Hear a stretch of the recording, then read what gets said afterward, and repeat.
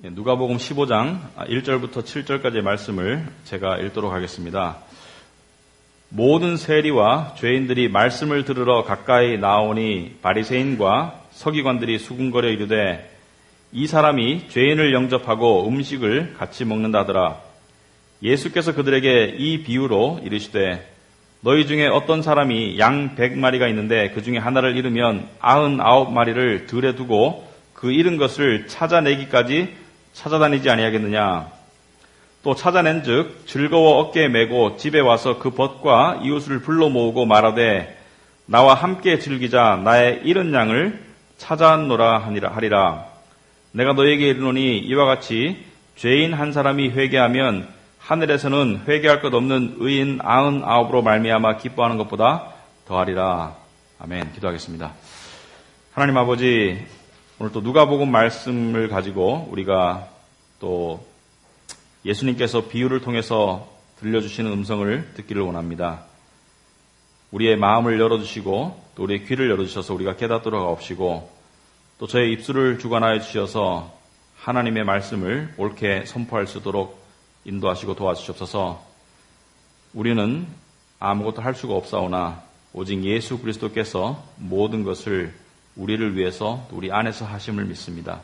예수님 이름으로 기도합나이다. 아멘. 오늘부터 약 3번에 걸쳐서 이 비유 3번째 시간부터 길 잃음에 관한 이 비유를 우리가 보도록 하겠습니다. 누가복음 15장은 이 전체 내용이 예수님께서 이 길 잃음에 관한 비유, 그 다음에 어떻게 하면 하나님께 발견될 수 있는가에 관한 그 비유가 들어있는데요. 사실은 예수님께서 비유로 많은 가르치심을 가르친 이유가 무엇인가? 왜냐하면 이 비유는 모든 사람이 깨달을 수 있는 게 아닙니다. 이 비유를 깨닫게 되는 것은 믿음을 가졌다는 증거입니다. 그래서 예수님께서 이 마태복음 13장에 보시면 여러분 주보에 나와 있는데요. 예수께서 이 모든 것을 무리에게 비유로 말씀하시고 비유가 아니면 아무것도 말씀하지 아니하셨으니 이는 선지자들을 통하여 말씀하신 바 내가 입을 열어 비유로 말하고 창세부터 감추인 것들을 드러내리라 함을 이루려 하심이라. 그래서 예수님께서 이 비유를 통해서 말씀하시는 것은 이 비유를 주로 통해서 말씀하시는 것은 이 비유 속에 담겨있는 비밀을 깨달아라. 그 비밀을 깨닫는 자는 천국 백성이 될 것이고 하나님께 나올 것이고 그 비밀을 깨닫지 못하는 자는 그렇지 못할 것이다. 그런데 이 천국의 보물은 창세전부터 감추어진 것이다.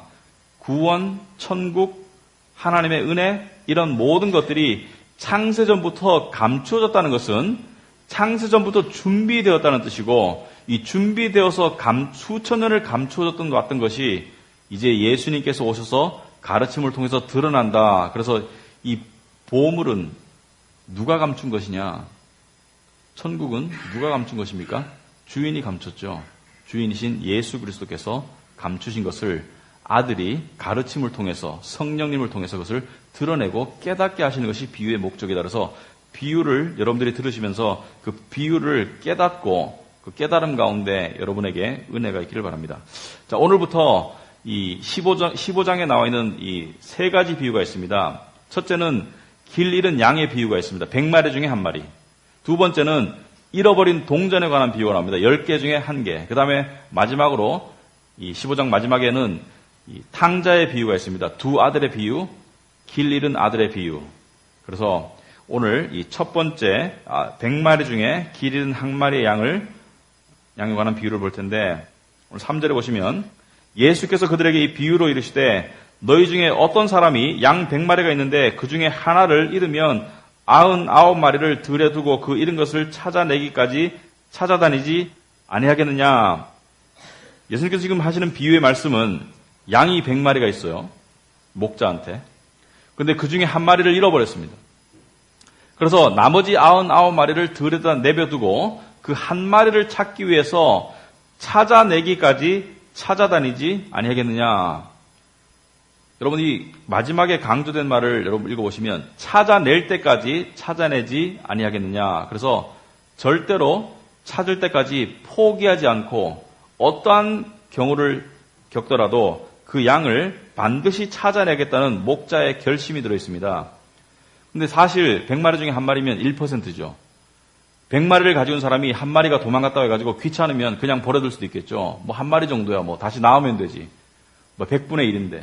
그런데 이 목자는 마리수가 중요한 게 아닙니다. 이 목자는 99마리나 한 마리나 소중하긴 마찬가지고 오히려 이 한 마리 잃어버린 양 때문에 그것을 99마리를 내버려 두고 오히려 이 한 마리를 찾으러 가겠다. 나머지 99마리는 뒤로 한 채. 왜냐하면 이 길 잃은 양은 사망입니다. 사망. 죽음과 마찬가지죠.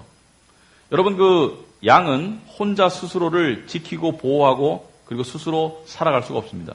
양은 무리를 지어 있어야 되고 또 양은 목자가 있어야 돼요. 목자가 푸른 초장으로 데려가야지 양 혼자 내버두면 늪으로 갈 수도 있고 절벽 위에 갈 수도 있고 아니면 나무 사이에 낄 수도 있고 하여튼 양은 이 갈팡질팡 할 수밖에 없는 게 양이고요. 그 다음에 또 두 번째로 양은 곧 죽습니다. 왜냐하면 맹수를 만나면 늑대나 사자를 만나면 곧 잡아먹힐 수밖에 없는 게 양입니다. 연약하기 때문에. 그래서 길을 잃었다는 것은 죽음을 의미한다. 그래서 이 죽음에 처한 위험에 처한 양을 향해서 이 목자는 찾을 때까지 찾아갈 것이다. 무엇을 말하느냐? 여러분 여기서 양은 무엇을 상징합니까? 여기서 양은 하나님의 복음을 통해서 구원을 받을 양들을 상징하고 그 다음에 목자는 물론 예수 그리스도를 상징합니다. 예수 그리스도. 근데 예수님께서 이 땅에 오셨어요. 하늘의 영광을 버리시고 천국의 영광을 버리시고 하늘 보좌를 뒤로 하시고 이 땅에 오셔서 이 어둡고 누추하고 사실 하늘의 영광에 비하면 너무나 죄악이 가득한 이 땅에 오셔서 예수님께서는 잃어버린 양, 당신의 양을 찾기 위해서 끝까지 가셨다. 여러분 요한복음 13장 1절인가 보면 여러분 주변에 안 나와 있는데 1절에 보면 이런 말씀이 있습니다. 예수님께서 자기의 사람들을 사랑하사 그들을 끝까지 사랑하셨다. He loved them to the end. 그들을 끝까지 사랑하셨다. 무슨 뜻입니까?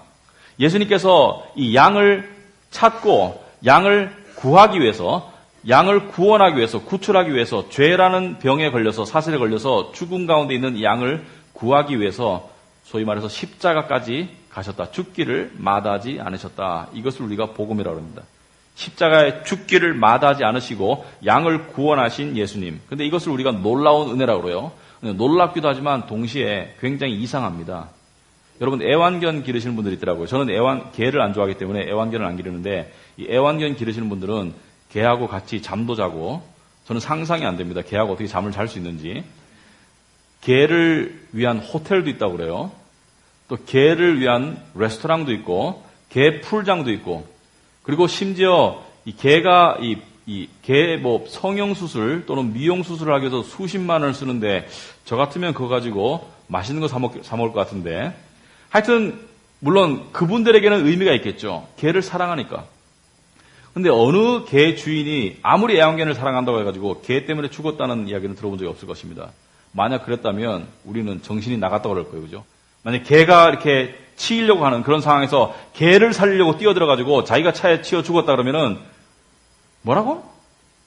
이상하죠. 사람도 아니고 개를. 근데 여기 지금 문맥 그대로 보면 내 양을 살리려고 목자가 죽으셨어요. 예수님이. 여러분 목자이신 예수님이 오셔서 양을 살리려고 그 목자가 대신 생명을 내어주셨다. 여러분 이 양과 목자와의 관계를 잘 설명한 곳이 요한복음 10장이죠. 요한복음 10장 전체가 나는 선한 목자이고 내 양을 위해서 나는 왔다 이렇게 얘기하는데 거기 보시면 요한복음 10장 11절 여러분 주보의 중간쯤에 보시면 나는 선한 목자라 선한 목자는 양들을 위하여 목숨을 버린다. 선한 목자는 양들을 위하여 목숨을 버린다. 여러분 문맥 그대로 생각해 보세요. 목자는 여기서 사람이죠. 양은 짐승이에요. 여러분 사람이 짐승을 위해서 목숨을 버리면 그것은 고귀한 희생이라고 말하기 전에 이상하다 그래요. 정신 나갔다 그래요.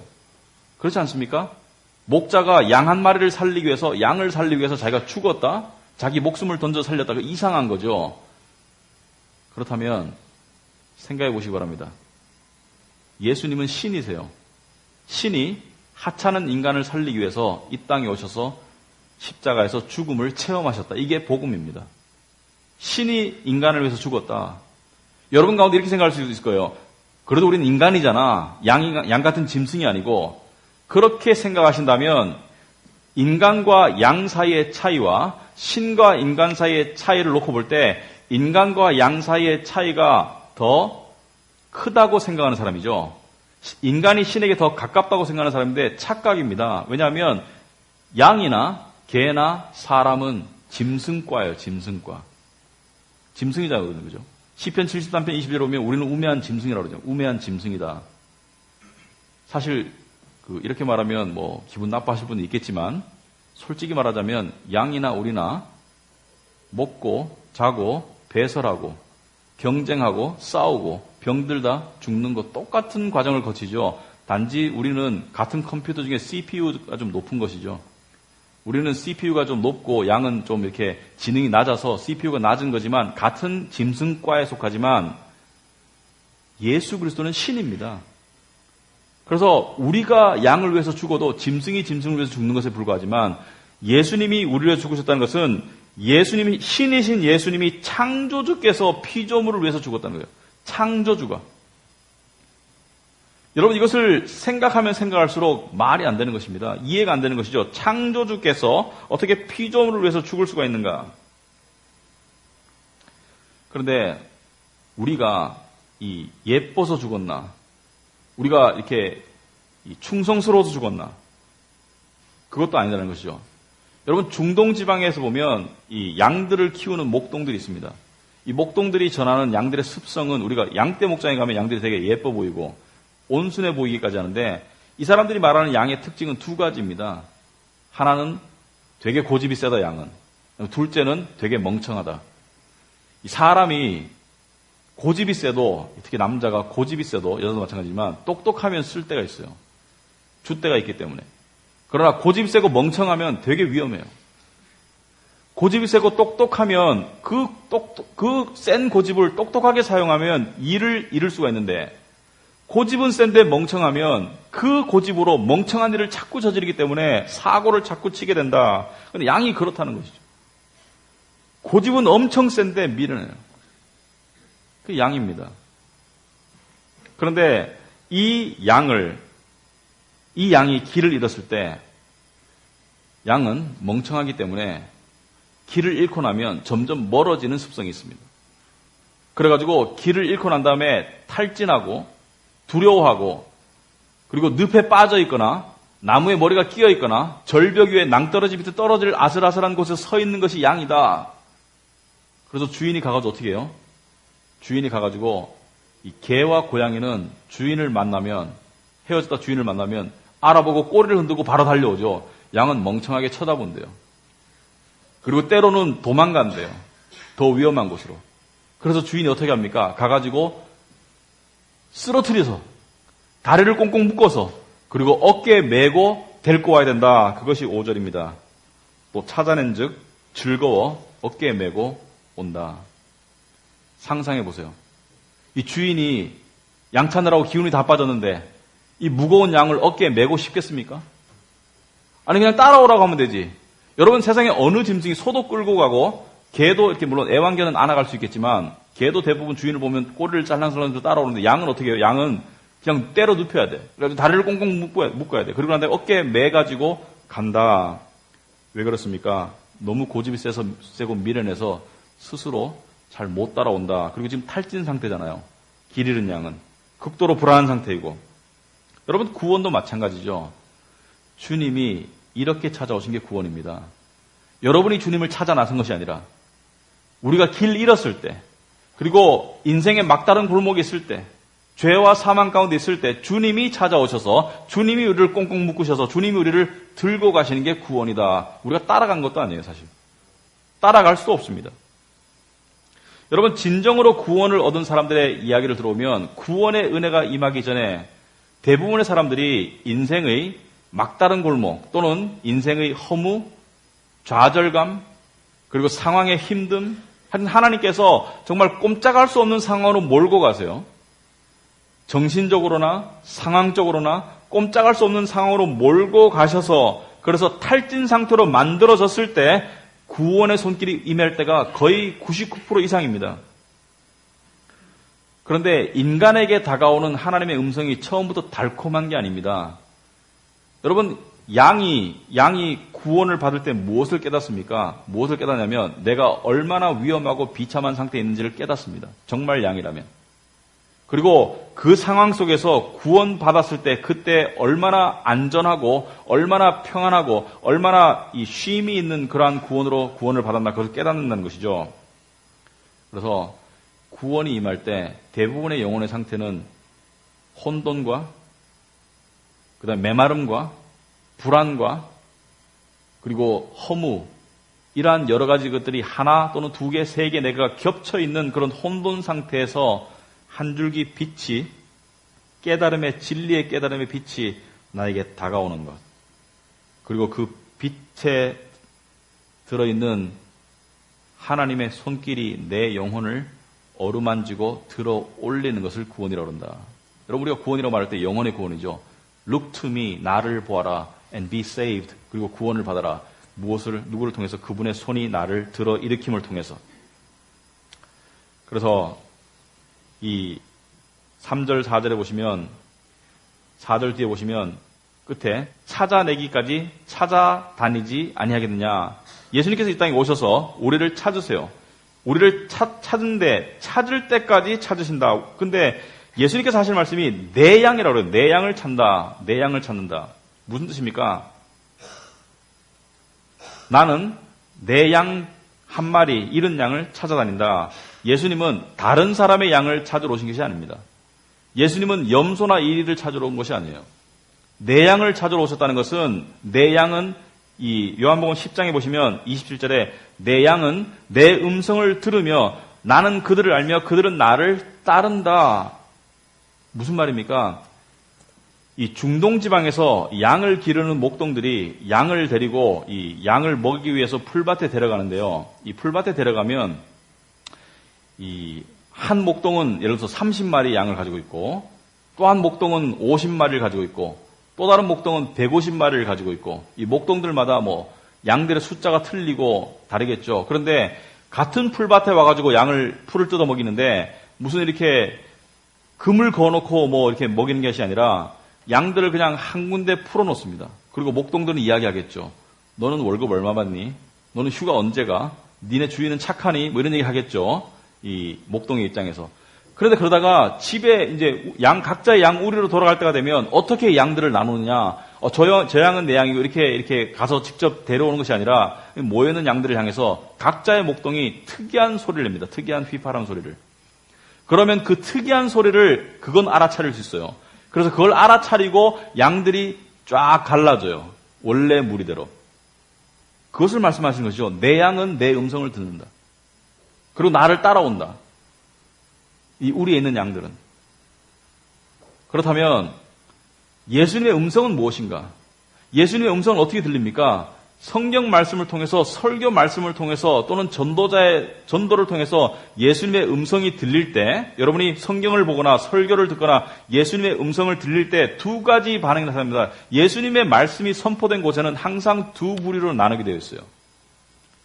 예수님의 진리가 선포되면 항상 두 부류로 나누게 되어 있습니다. 그 음성을 알아차리고 듣고 반응하는 무리와 그리고 그 음성을 외면하고 거부하고 멀리 사라지는 무리가 두 부류가 나옵니다. 그래서 진리가 선포될 때 그 진리의 말씀은 항상 예수님께서 말씀을 전하실 때 항상 두 그룹으로 나눠졌고 사도 바울이 사도행전에 보면 어디 가서 이 유대교 회당에 가가지고 설교를 하면 항상 그것을 믿음으로 받아들이는 무리와 그리고 그것을 배척하고 사도 바울을 돌로 쳐 죽이려고 하는 그런 무리로 나뉜다. 여러분 목회를 하다 보면 보람이 있을 때가 있고 참 안타까울 때가 있습니다. 복음의 말씀을 전하는데 그 말씀을 통해서 깨닫고 괴로울지라도 이 순간적으로 또 어느 정도 괴로울지라도 결국 깨달음으로 나와서 구원으로 나오는 사람은 정말 보람이죠. 목회를 하는 보람이고. 그러나 그 말씀이 전해지는데 그것이 마음이 딱딱하게 만들고 그리고 결국에는 외면하고 돌아서는 사람들을 볼 때 저는 어떻게 할 수가 없어요. 왜냐하면 하나님이 하셔야 되기 때문에. 그러나 안타까운 것은 어쩔 수가 없다. 자, 그런데 오늘 이 비유의 결론이 이렇게 결론을 맺습니다. 6절에 먼저 보겠습니다. 6절에 보니까 집에 와서 그 벗과 이웃을 불러 모으고 말하되 나와 함께 즐기자 나의 잃은 양을 찾아내었노라 하리라. 여기 보니까 집에 와서 그 벗과 이웃을 불러가지고 이 주인이 이 목자가 너무 기뻐서 이 파티를 여는 것이죠. 나와 함께 즐기자. 내가 돈 다 될 테니까 즐겨라. 이렇게 파티라는 것은 즐거운 파티는 내가 돈을 써도 아깝지가 않은 것이죠. 돈을 써서 즐거운 자리를 마련하고 싶은 것이죠. 왜? 기쁨을 나누고 싶으니까. 그게 원래 파티죠. 자, 그런데 이 주인의 기쁨, 여러분이 구원을 생각했을 때, 여러분이 구원 받았을 때 기쁨이 있었을 것입니다. 감격이. 하나님을 알게 된 감격과 기쁨이 있었을 것인데 여러분만 기쁜 것이 아니라 하나님도 기쁘셔서 천국에서 천사들을 모으셔서 파티를 함께 하셨다는 것을 이야기하고 있습니다. 자, 그런데 오늘 비유는 7절에 이렇게 결론을 내고 있습니다. 내가 너희에게 이르노니 이와 같이 죄인 한 사람이 회개하면 하늘에서는 회개할 것 없는 의인 99으로 말미암아 기뻐하는 것보다 더하리라. 죄인 한 사람이 회개하면 하늘에서는 회개할 필요가 없는 99명으로 말미암는 것보다 더 기쁠 것이다. 그래서 이 구절을 전통적으로 이렇게 해석했습니다. 99명은 이미 구원받고 우리에 들어온 사람, 들어온 영혼들. 이 하나는 구원받지 못한 영혼이 구원받았을 때 하늘에서는 더 기쁘다. 스펄전도 이 비유에 관한 설교를 했을 때, 스펄전은 Prince of Preacher라고 그러죠. Preacher. 설교자의 왕자다. 굉장히 설교를 잘했던 설교의 대가입니다. 이 사람이 이 예수님의 비유에 관한 설교를 했을 때 마찬가지로 이 99마리의 양보다 한 마리의 양이 돌아왔을 때 기쁨을 이렇게 표현합니다. 예를 들어서 자식이 10명이 있는데 한 명을 잃어버렸어요. 미아가 됐어. 그 미아였던 자식을 찾았을 때 순간적인 기쁨이 집에 있는 9명보다 더 기쁘다. 이해가 되죠? 그래서 이 99마리는 구원받고 우리 안에 있는 양들이고 한 마리는 잃어버린 구원받아야 될 양들이다. 그런데 과연 그런가? 어떻게 99마리보다 한 마리가 더 기쁠 수가 있는가? 같이 기쁘다면 몰라도. 숫자를 중요하게 여기지 아니하시는 하나님께서 99명의 이 구원받은 사람이나 한 명의 구원받을 사람이나 같이 기뻐하는 것은 이해가 돼도 어떻게 한 마리 때문에 더 기쁠 수가 있는가? 또 더 나아가서 이 힌트가 숨어져 있어요. 여기 보면 죄인 한 사람이 회개하면 하늘에서는 회개할 것 없는 의인 99으로 말미암아 기뻐하는 것보다 더하리라. 죄인 하나가 회개하면 회개할 필요가 없는 의인 99이라 했거든요. 여러분, 회개할 필요가 없는 의인이 세상에 존재합니까? 회개할 필요가 없는 의인이 존재하지 않죠. 왜냐하면 예수님께서 회개하라 천국이 가까이 왔느니라 회개하라고 그러셨거든요. 그리고 또 더 나아가서 나는 의인을 부르러 온 것이 아니라 죄인을 부르러 왔다고 그랬거든요. 의인을 부르러 온 것이 아니고 나는 죄인을 부르러 왔다. 나는 병든 자를 고치는 의사인데 의인을 부르러 온 것이 아니라 죄인을 부르러 왔다. 나는 병자를 부르러 왔다. 이게 무슨 뜻인지를 이해하려면, 여러분 비유를 이해하려면 굉장히 중요한 게 있습니다. 첫째는 상황을 알아야 됩니다. 그리고 누구에게 들려주는 비유인가를 알아야 됩니다. 두 가지를 알아야 돼요. 어떤 상황에서 누구에게 들려주는 비유인가, 이것을 알아야지 제대로 깨달을 수가 있다. 여러분 오늘 본문 1, 2절에 보시면 예수님이 어떤 상황에서 비유를 전하고 있습니까? 모든 세리와 죄인들이 말씀을 들으러 가까이 나왔다. 이 세리라는 것은 그 당시에 로마의 권력을 힘입고 세금 징수자, 세무서 직원이 되어가지고 자기 동족의 이 재산을 빨아먹던, 그래서 굉장히 사회적으로 지탄받던, 소위 말해서 우리가 일본 시대 때 일제 앞잡이와 같은 친일파, 이 권력자에게 붙어가지고 동족을 갉아먹었던, 그래서 세리는 굉장히 경멸하는 죄인이었습니다. 또 여기서 말하는 다른 죄인들은 창녀도 있을 수 있고 성경에 나오는 여러 가지 죄인들인데 이 죄인들이 예수님의 말씀을 들으러 가까이 나와요. 그러니까 옆에 있던 바리새인과 서기관들이, 바리새인은 율법학자이고 서기관들은 성경을 필사하던 사람들이기 때문에 신학자라고 보면 됩니다. 이 바리새인과 서기관들이 수군거려 이르되 이 사람이 죄인을 영접하고 음식을 같이 먹는다. 옆에서 수군거리는 것이죠. 음식을 같이 먹는다. 누구하고? 세리하고 죄인들하고. 여러분은 음식을 누구하고 같이 먹습니까? 비즈니스 관계가 아니면 편한 사람하고 먹겠죠. 같이 함께 하고 싶은 사람.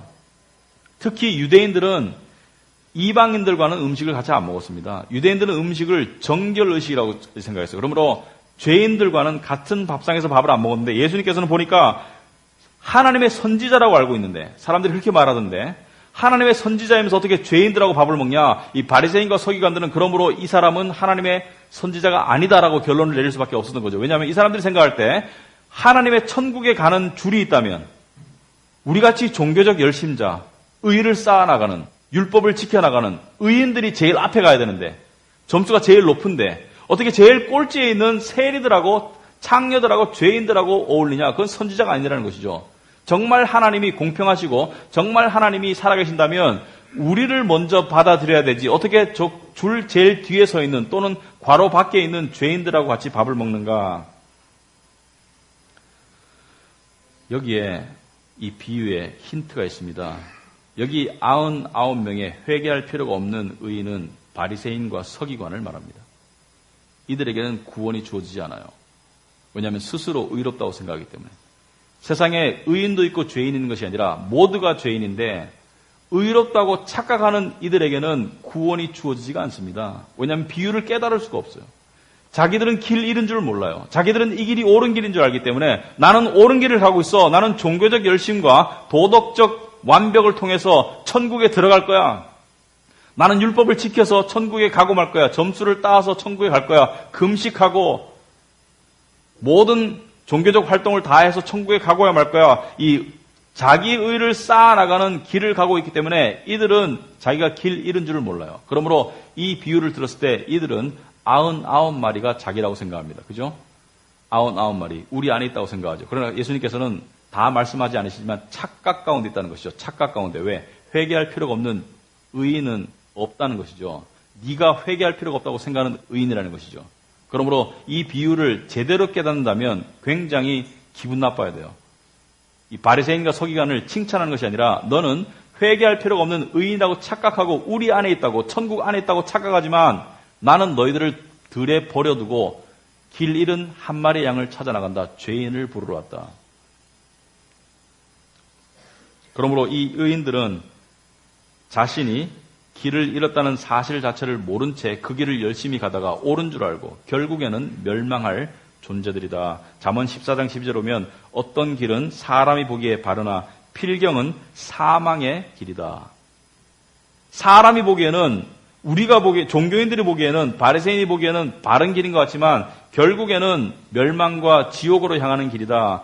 여러분 우리 주위에 교회는 다니지만 이 사망의 길 비슷한 길을 가는 사람들이 참 많아요. 예를 들어서 기복신앙. 기복신앙의 길이 무엇입니까? 이 세상에서 잘 되는 길, 천국은 덤으로 얻는 길. 그런 길은 진짜 길이 아닙니다. 진짜 올바른 진리의 길은 예수 그리스도가 전부예요. 예수 그리스도가 궁극적인 것이고 세상에서의 이 건강도 없고 돈도 없고 덤으로 천국을 얻는 길, 그것은 진짜 길이 아니라 그것은 짬뽕은 가짜 길이에요. 그것은. 둘째로 율법주의의 길. 어떤 길입니까? 나는 열심을 해서 봉사하고 나는 열심을 해서 섬기고 나는 열심을 해서 도덕적인 삶을 살기 때문에 바리새인처럼 궁극적으로 하나님께서 나를 모른다고 하지 않으시겠지. 겉으로는 예수 믿고 천국 간다고 말하지만 속으로는 이렇게 열심히 하는데 나중에 나를 모른다고 하실까? 그 마음을 갖는 것 자체가 이미 옳은 길이 아닙니다. 정말 옳은 길을 가는 사람은 이런 마음이 들어야 돼요. 나는 죽었다 깨어나도 천국 못 간다. 나는 지옥의 1순위로 갈 죄인이다. 그럼에도 불구하고 나는 천국 간다. 오직 그리스도의 은혜로. 이게 진실된 길입니다. 마지막으로 인본주의의 길, 휴머니즘. 휴머니즘은 뭡니까? 나는 대단한 존재야. 그러므로 하나님은 나를 사랑하신다면서 나를 위해서 내가 원하는 모든 것을 들어주셔야 돼. 이게 인본주의의 길입니다. 인본주의는 자기가 중심이에요. 그러나 진리의 길은 누가 중심입니까? 예수 그리스도가 중심이고 나는 양이야. 짐승이야, 짐승. 신과 짐승이 어떻게 순서가 바뀔 수가 있어요? 신이 중심에 계시고 내가 신을 위해 존재하는 것이지 어떻게 내가 중심에 있고 신이 나를 위해서 돌아다녀? 인본주의는 망령된 것이죠. 인본주의는 하나님을 망령되게 하는 sacrilege. 인본주의는 하나님을 모욕하는 것입니다. blasphemy예요. blasphemy. 인본주의는. 이 모든 종교적 버전 이외에 세상 속에서도 멸망의 길이 많이 있습니다. 어떤 길이 있습니까? 여러분, 세상 사람들이 추구하는 길들이 무엇입니까? 노력해야 돼. 노력하는 길. 스펙을 쌓아야 돼. 남달라야 돼. 부지런해야 돼. 내 꿈을 이뤄야 돼. 하여튼 무언가를 향해서 달려가고 있어요. 이 길이 옳은 길인 줄 알고, 이 길이 나의 삶을 구원할 길인 줄 알고, 또 자포자기의 길도 있어요. 안 되면 가는 길, 자포자기하는 길. 근데 세상 사람들이 가는 길을 여러분 잘 보시면 세상 사람들도 믿음을 가지고 가요. 믿음을 가지고. 종교인이든 종교인이 아니든 간에 믿음을 가지고 그 길을 달려가는데 어떤 믿음을 가지느냐. 여러분, 세상 사람들이 일반적으로 믿는, 종교인이건 비종교인이건 믿는 길이 이 길입니다. 하늘은 스스로 돕는 자를 돕는다. Heaven helps those who help themselves. 그럴듯하죠? 하늘은 스스로 돕는 자를 돕는다. 네가 열심히 하면 하늘도 감동하셔서 너의 앞길을 열어주실 거야. 지성이면 감천이다. 이런 말 있죠. 네가 정성을 다하면 하늘도 감동하셔서 너의 앞길을 열어주실 거야. 너무나 그럴듯하죠. 저도 한동안 이것을 믿었었어요. 이 인본주의적이고 신본주의적인 미묘한 것이 섞여서 하늘은 스스로 돕는 자를 돕는다. 내가 정성을 다하면 하늘도 감동해서 나의 길을 열어줄 것이다.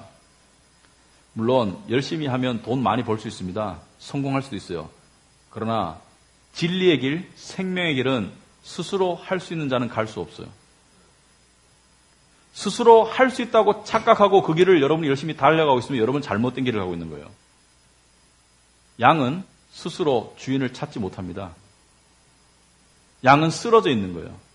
양은 처박혀 있는 거예요. 양은 낭떠러지 위에 있는 거예요. 목자가 와가지고 다리 꽁꽁 묶어가지고 얹어서 끌고 가는 게 양의 운명입니다. 그러므로 이 바리새인과 서기관 또는 세상에서 소위 잘 나가는 사람들, 열심히 살아가는 사람들, 꿈을 성취해 나가는 사람들, 또 자포자기한 사람들, 이 모든 사람들이 원하는 길이 무엇입니까? 하늘은 스스로 돕는 자를 돕는다. 내가 열심히 할 테니까 나머지는 하늘이 하세요. 그 길은 멸망의 길입니다. 그 길은 진리의 길이 아니에요. 우리는 길을 생각할 때 이렇게 생각합니다. 건축자재 같은 아스팔트로 만든, 인간이 만든 길. 어떤 그 물질을 가지고 인간이 고안해서 만든 길을 길이라고 생각해요. 길이라는 단어를 떠오르면 여러분 머릿속에 오솔길, 아스팔트길, 무슨 시멘트 길, 여러 가지 길들이 생각나죠. 사람이 인위적으로 만든 길. 그런데 성경에서 말하는 길은 그런 길이 아니에요. 성경에서 말하는 길은 생명체 없는 물질로 만드는 길이 아니라 성경에서는 생명 되시는 예수님을 길이라고 합니다. 예수님을 길. 예수님께서 내가 길이다. I am the way. 무슨 뜻입니까? 여기서 말하는 길은 무엇을 말합니까? 여기서 말하는 길은 인간이 가장 가고 싶고 인간이 가장 가야 될 곳을 인도하는 길이 이 길입니다. 여러분이 집을 떠나서 살면, 세상 속에서 집을 떠나서 살면 정상인이라면 가족이 있는 집으로 가장 가고 싶어야 돼요. 그죠? 정상적인 관계를 맺고 산다면 세상 살면서 이 타지 생활하면서 가장 가고 싶고 보고 싶은 곳이 가족이고 집이어야 됩니다. 우리 인간이 돌아가야 될 곳은 하나님의 품입니다. 천국이에요. 그 길을 갈 수 있는 길이 예수 그리스도입니다. 예수님의 십자가를 통해서 죄를 용서받고 그분의 부활을 통해서 새 생명을 얻어서 가는 그 길이 예수님을 통해서 가는 길이다. 그러므로 인간 스스로 만들 수 있나요? 없나요? 없습니다. 그 길이 다가와줘야 돼요. 하늘이 열리고 길이 내려와야 돼요. 하늘에서 사닥다리가 내려와야 돼요. 그래서 그 사닥다리 위에 천군 천사가 오르락내리락 하는 것을 볼 수 있어야 돼요. 그래서 이 길이 임하면 내 영혼이 알아요. 이때까지 말로만 듣던, 머리로만 깨달았던, 생각했던 그 성경 말씀이 내 가슴에 폭발적인 진리로 올라옵니다. 그리고 영혼이 어떻게 됩니까? 영혼이 살아나죠. 그게 길을 만난 사람들의 체험입니다. 물론 그게 지속되면 좋겠지만 지속되지 못하는 것은 왜 그렇습니까? 우리가 양의 습성을 가지고 계속해서 억길로 나가려고 하기 때문에. 주인을 만나놓고도, 목자를 만나놓고도 계속 억길로 나가려고 하기 때문에 우리가 그 길이 주는 평안함, 그 길이 주는 만족감, 그 길이 주는 안정감을 누리지 못할 때가 많다. 그렇지만 감사한 것은 한 번 목자를 만난 사람은 다시는 영원히 길을 잃을 수가 없다. 이게 감사한 것이죠. 한 번 목자를 만난 사람은 다시는 영원히 길을 잃을 수 없다. 자, 아직 여러분이 주님을 만나지 못했다면, 아직까지도 긴가민가 한다면 여러분이 해야 할 일은 이것입니다. 나는 죄 때문에 멸망할 운명이다. 그걸 깨달아야 됩니다. 회개해야 됩니다. 회개. 나는 이대로 있으면 지옥으로 직행한다는 그 엄연한 현실을 여러분이 깨달아야 됩니다. 그리고 예수 그리스도만이 유일한 길임을 여러분이 믿어야 됩니다. 예수님 아니고는 소망이 없다는 것을 믿고 회개해야 합니다. 회개라는 것은 무엇입니까? 이때까지 내가 주인 되어 살았던 삶을 하나님께로 돌이키는 것이 회개입니다. 여러분이 주님을 만났다면 여기 많은 분들이 만났으리라고 생각합니다. 일단은 기뻐하시기 바랍니다. 만났기 때문에. 만난 사람 많지 않아요. 교회 안에도 많이 없습니다. 여러분 예수님 만났다면 기뻐하시기 바랍니다. 교회를 오래 다녔는데도 못 만난 사람이 수두룩빽빽해요. 그리고 이제 만났다면 이 목자를 예수 그리스도의 음성을 계속 들으면서 따라가야 됩니다. 그게 여러분이 할 일이에요. 양은 한 가지만 하면 돼요. 따라가면 돼요. 예수님에게 요한복음 6장에 보면 유대인들이 물었습니다. 어떻게 하면 하나님의 일을 할 수가 있습니까? How can we do the works of God? 어떻게 하면 하나님의 일을 할 수 있습니까?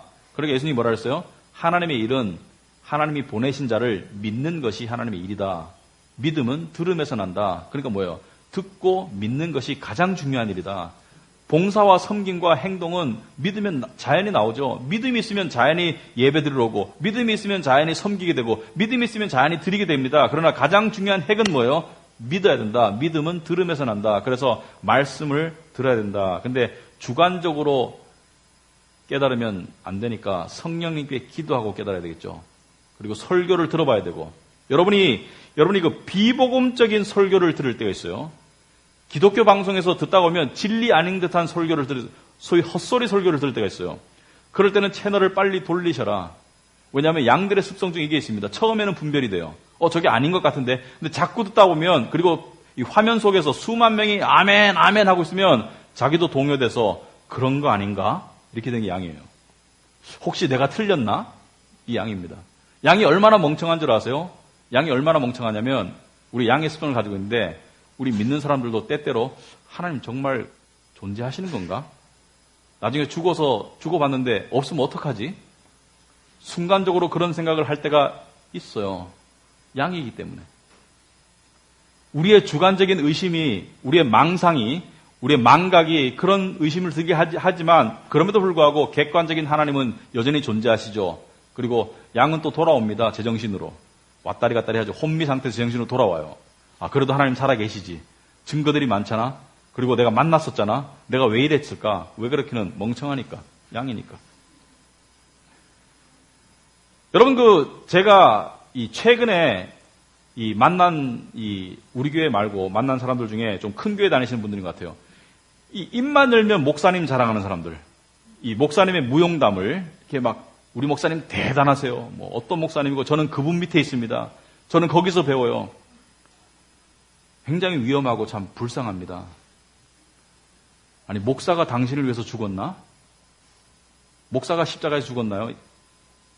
예수님이 죽었죠. 목사를 존경하는 건 좋아요. 목사를 위하는 건 좋아요.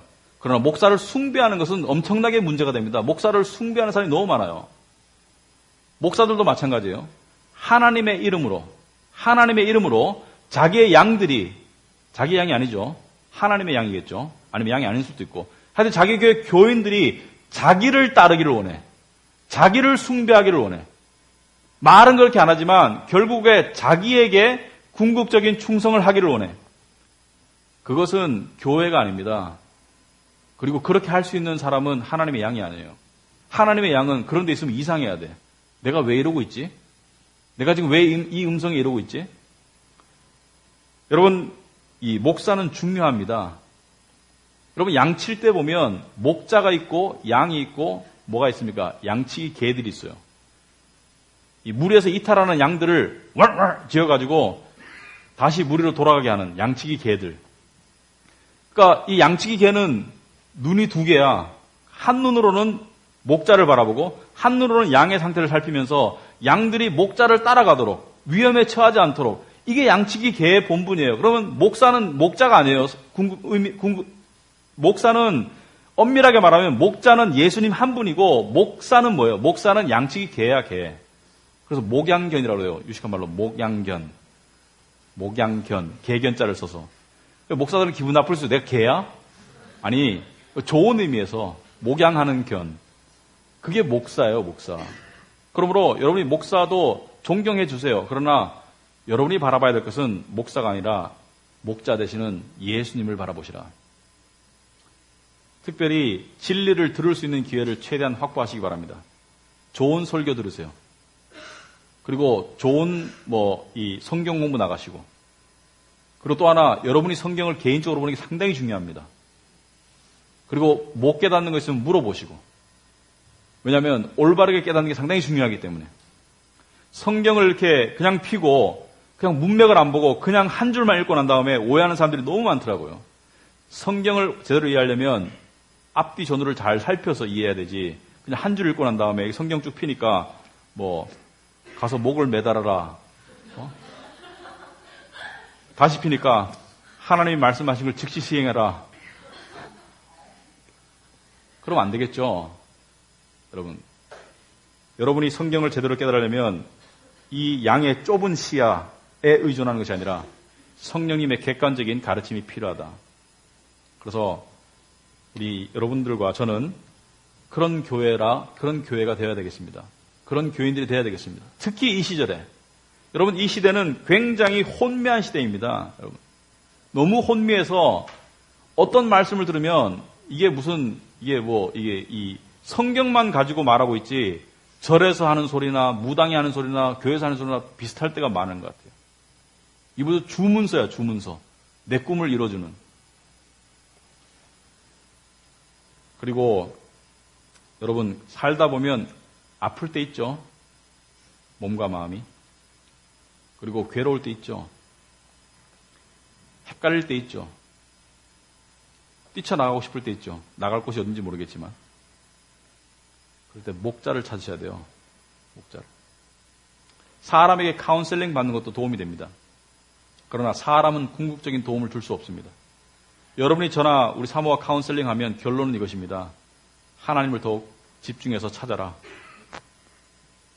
왜냐하면 우리는 도움을 줄 수 있지만 정말 여러분을 구원해 줄 수 있는 분은 여러분 자신도 아니고 여러분 스스로 구원 못합니다. 스스로 여러분을 구원 못합니다. 사람도 여러분을 구원 못해요. 사람을 믿는 자는 멸망한다고 그랬어요. 올무에 걸린다고 그랬어요. 그러나 하나님을 믿는 자는 안전하리라고 그랬어요. 왜 그런지 아십니까? 여호와는 나의 목자시니 내게 부족함이 없기 때문에. 그가 나를 푸른 초장에 누이시고 쉴 만한 물가로 인도하시기 때문에. 그리고 그가 내 영혼을 소생시키기 때문에.